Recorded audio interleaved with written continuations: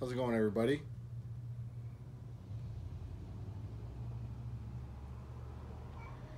Um, Over the last, I think, in the last like 2 months, I've made a couple tobacco purchases. So it's not gonna be an actual box opening because I already opened the boxes. It's just tobacco, but I kind of wanted to show you guys what I got. Because it's cool. People like looking at tobacco. What'd you get? That kind of stuff. And also, one of the blends is it's something that I kind of want to talk about because I see some stuff online sometimes about this kind of stuff. So, hey, kitty. So first thing I'm gonna do is I am smoking one of my cobs. I'm not gonna tell you what's in it because as soon as I'm done filming this video, I'm gonna film another video that's gonna be a review for what's in the pipe. So you just have to stick around. I'll probably post them a few days apart just so I'm not posting like something like back to back, but I'm gonna film them both today. Hey, can you get off of there? It's a cat, and whenever I open up the garage door, he wants to come in and jump on everything and scratch everything. Crazy kitty. Anyway.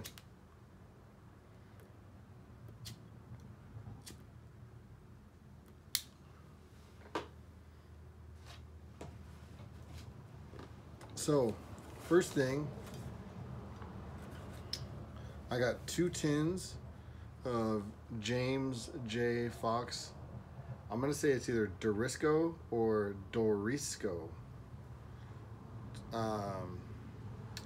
It's a Virginia Perique with a little bit of, or with Latakia in it. So James J. Fox Dorisco. I've never actually had any of the James J. Fox blends.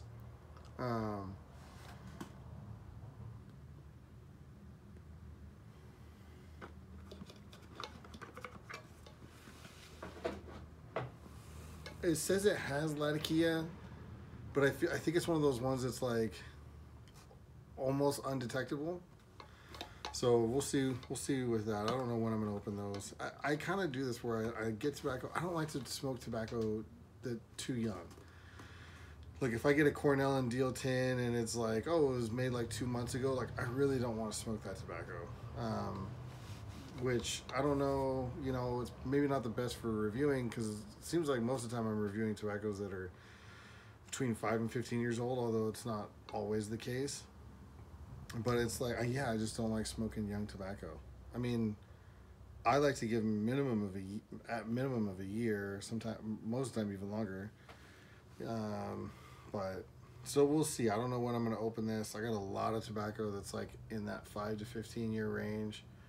So, which is good. That's why I bought the tobacco I did when I did, because that was the point. I wanted to be able to, buy and sell her and, reach back and, so I'm always smoking like good aged tobacco. Another one that I haven't, never had is Wessex Gold Slice. A lot of people talk pretty highly about this, like in the same vein of like Orlik Golden Slice, which I like Orlik Golden Slice, but it's not like, one of those knock your socks off blends for me. It's a good Virginia, and people talk about this kind of in the same vein as Orlik Golden Slice. I got 3 tins of it because why not? Because I mean, I do like Orlik Golden Slice. In fact, I actually found a tin of Orlik Golden Slice 2 days ago at a local, like basically a head shop, like one of those places that sell, every kind of tobacco under the sun, plus like, your glass pipes and stuff. Oddly enough, they had a couple tins of Orlik Golden Slice for like, I think it was like 17 bucks. So I'm like, I think at like smoking pipes are like 15. So I was like, whatever. I can't, when they have them, can't really pass that up. And I checked the date code. I checked the code on them, and they were. The one that I bought was almost 2 years old, manufactured almost 2 years ago. So I figured, I mean, how can you pass that up? So I bought it, and I actually opened it, and I smoked a couple flakes out of it yesterday. So It's pretty good. It's like I said, it's almost 2 years, and like I said, it's very Orla Golden Slice. It's just like a good solid Virginia. You know, I don't think there's anything like super interesting there, but I'm getting off topic. 4 tins of the um, Rainer Long Golden Flake, or also the Rainer Blend 71. This is like one of my favorites. Let's see. It says, I mean, and everyone knows Rainer Long Golden Flake. Golden Virginia, a little white burley, and a hint of Perique. Long flake slices, rolled, flavoring honey and orange. Now, when I smoke Long Golden Flake, I get a lot of like graham cracker notes, like cinnamon, sort of like cinnamon, nutmeg, clove. I don't get a ton of like citrus. Which is interesting because it's got a honey and orange flavoring, but really, really good. I really like it a lot. Hard to get, you know, a lot of people like it, so it is what it is. I bought 2 tins off of one site, and then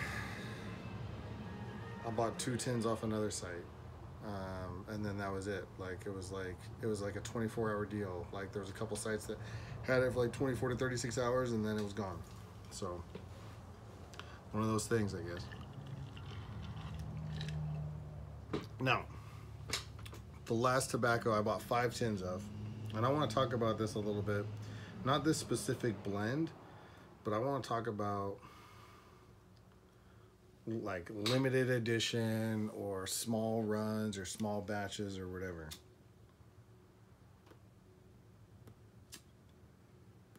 So you've already probably guessed by now, or you've seen the thumbnail, and it's Cornell and Diehl Carolina Red Flake. So I don't know if that's right there. So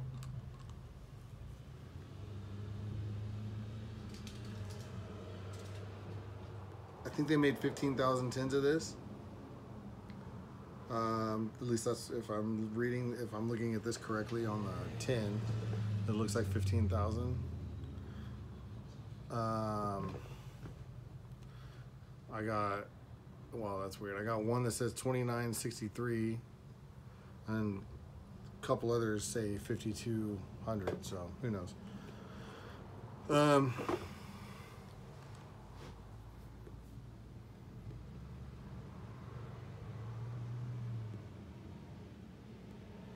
Small batches. I don't know how I feel about small batches. On one hand, I really like small batches because it's nice to have some, like, I think in general it feels more special to have something that's like a limited run.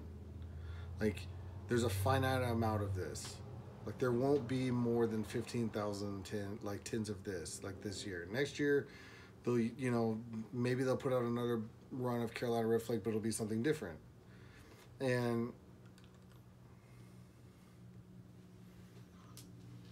I like that when it's good. When it's bad, you know what I mean? It's like, who wants a limited run or who wants small batch dog shit? Excuse the language, but, you know, it's like, just because it's small batch doesn't make it good. And I haven't smoked this, so this is not a judgment on this at all. In fact, I've bought, I think, you know, roughly 5 tins of Carolina Red Flake the last few years, and I haven't smoked any of them. These are tobaccos that I want to sit for at least 10 years. Forget about them. And, you know, or maybe I'll never smoke them. I don't know. You know, I only buy 5 tins. You know, I think you could buy up to like 10 or 15 or whatever you could buy, but I only buy 5. I could have bought more, but I know me, and I don't want to let 10, 15, 20 tins sit for that long.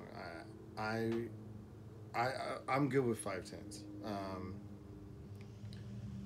But it's one of those things where it's like, you know, like I was looking at one of the forums, which I don't do very often, but I do every once in a while. On the forums, there is like a mixture of I love the small batch, and the small batch is a joke, it's a hoax, it's, you know, all it does is, you know, it's just a marketing ploy to get people on the site, it's a marketing ploy to get people to buy stuff, it's blah, blah, blah, blah, blah.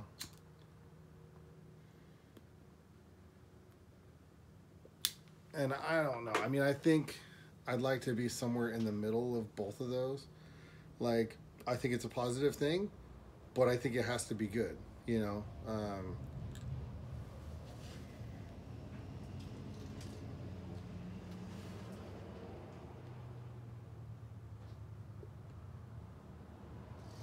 Which is kind of unfair because, you know, what's good to Jeremy Reeves is may or may not be good to me, or may not be, you know, good to you or the next guy. And, you know, it's hard, but I also heard a rumor that that might not be a rumor. I also heard something that doing the small batches is easier for like regulations, like tobacco regulations or tax purposes or something like that. Um,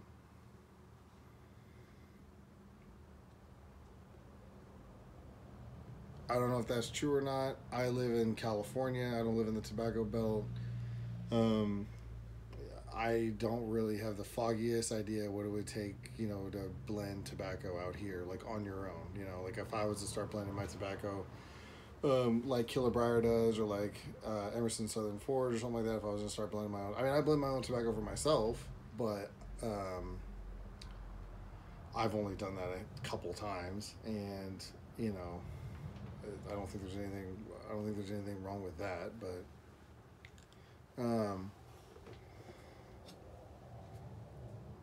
I'm really interested in your guys' thoughts on where you guys stand on the small batch. Do you like it? Do you hate it? Do you think it's overblown? Do you think it's a cool thing that some of because it's not just Cornell and Deal. Other manufacturers do small batch stuff. Was it a few years ago? Sam Gawith did like a limited run of their Squadron Leader with Perique. Oh man, I mean that's one of the ones where it's like I hate the small batch because that was a great tobacco and I only got like a couple tins of it. That's all I was able to get, and it's gone. And it was fantastic. If I could get that consistently, I mean that's like, you know, that's like a top five blend for me. So that's kind of like the give and take with small batch blends, right? Sometimes they come out, or like this guy, you know, this guy right here, the 2022 Carolina Red Flake, or like I don't remember what other years I have. I got 2021, and then either 2019 or 2020 or something like that, and then a couple other random things here and there. But it's like, if 2022 ends up being a freaking knock your socks off blend, I'm gonna be pissed that I only bought 5 tins of it, you know, and I'm gonna be upset that like it's not around all the time. But the other thing too is, I think the thing with like Cornell and Deal small batch stuff is I think that it's good because it showcases tobaccos that there is actually a limited amount of. You know, it's like maybe a smaller farm or smaller crop, or like one year there was just an exceptional crop or something like that, and it's like this is what we got, and when it's gone, it's gone. And you know, like Cornell and Deal or GLPs and stuff like that, they may not be that interested in using it because it's not consistently repeatable year after year. They can't go back to that same farm and get the same leaf because there was certain circumstances that just made that year exceptional, or whatever, for whatever reason.